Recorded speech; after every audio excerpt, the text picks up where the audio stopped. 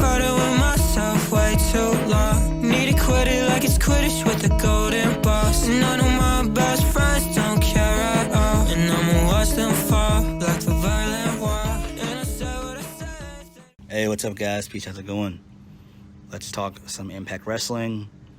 It's not going to be a long review. Not really much to talk about. It's more of a filler / episode that we got last night. Nothing really newsworthy or anything to really discuss. So please hit the subscribe button, hit the like button, and as always, comment down below. Let's get started, shall we? So here are the results for August 26, 2021. We kicked the show off with Sami Callahan versus Chris Saban. Chris Saban wins with the Cradle Shock. Post-match, Moose, he attacks Saban. He beats the shit out of him. And he hits a spear on Sami Callahan. Out comes Eddie Edwards to make the save. And that was that. I was like, what the fuck? What the fuck are they doing? But Sammy and Eddie might be a tag team down the line. I wouldn't be shocked. I mean, they are bitter rivals, but still, you know how that can take hold, obviously. Next, we had a promo by Taylor Wilde. She cut a promo.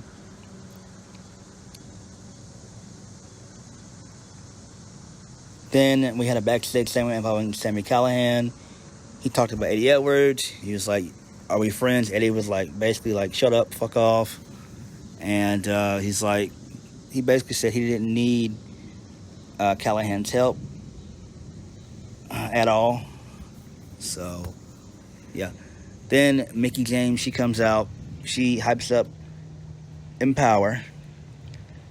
And she cuts a really good promo. Out comes Deonna Purrazzo. She cuts a decent promo. She's with Matthew Hoyt. And in the end, they brawl, that being Mickie James, Purrazzo, and then out comes Trey Miguel to make the save to brawl with Trey Miguel. And that was that. Next, we had a backstage segment involving Brian Myers. I was like, what the fuck? Along with Sam Beal making some cutting a t-shirt. I'm like, what the fuck? This is some WWE type of bullshit. Like, really? Why are we doing this shit? Second match of the night. Chris Bay versus David Finley. Chris Bay wins. Chris Bay is that fucking dude. Then we got a backstage segment involving Rich Swann and Willie Mack. They both cut promos talking about the Good Brothers. Then we got Josh Alexander. He cut a really good promo. He wanted to issue an open challenge to any X division champions, any former champions, basically, who held the title.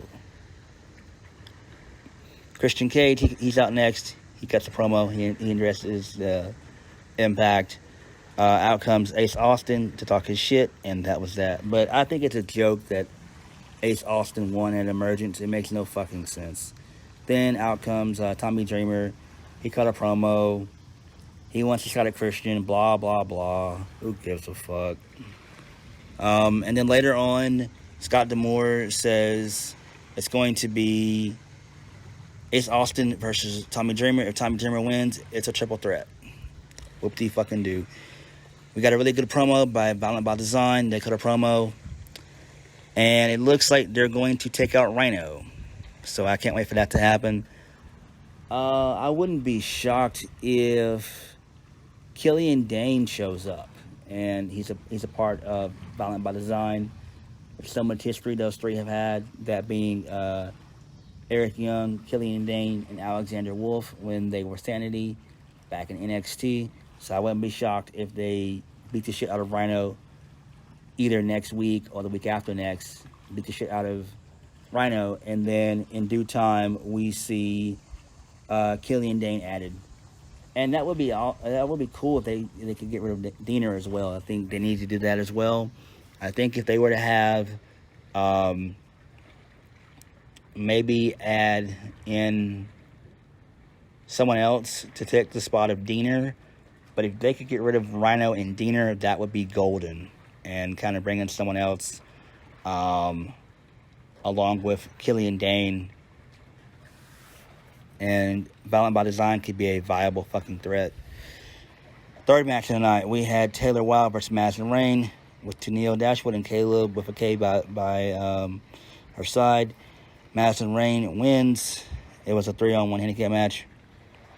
And then Jordan Grace and Rachel Ellering, they hit the ring to aid Taylor Wilde.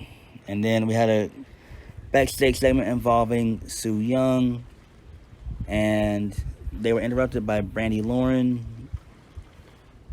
No, my bad. They interrupted Brandy Lauren's interview, and they're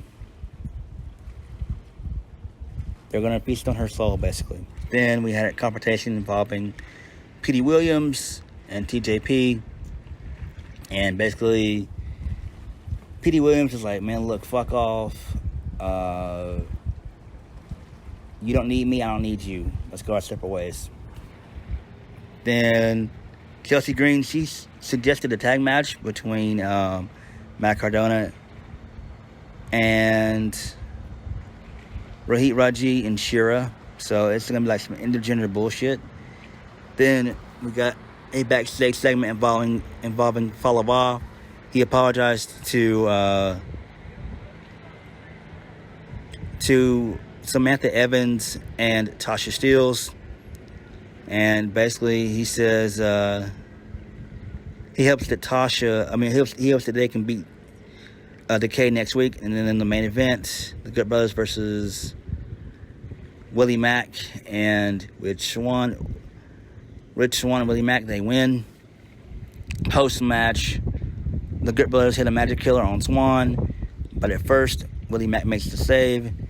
Then he can't handle the numbers, and they beat down Mack some more.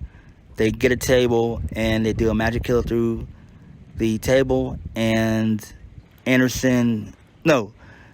actually a double power bomb through the table. And they did the 2-sweet, and that was that. So, like I said before, not really much to talk about or digest in this episode. This is just fucking filler. So, that note, thank you guys for watching. Hit the like button, comment down below, and subscribe to my videos.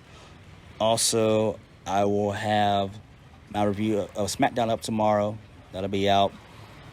I'm debating if I'm going to do a review of Rampage. I don't know. Probably not. It's just going to be filler. So who really cares? But you guys will be getting a SmackDown review. Hopefully SmackDown should be good, with Lesnar being back, and Becky Lynch, aka Becky Cringe. So that should be good, I hope. Peace.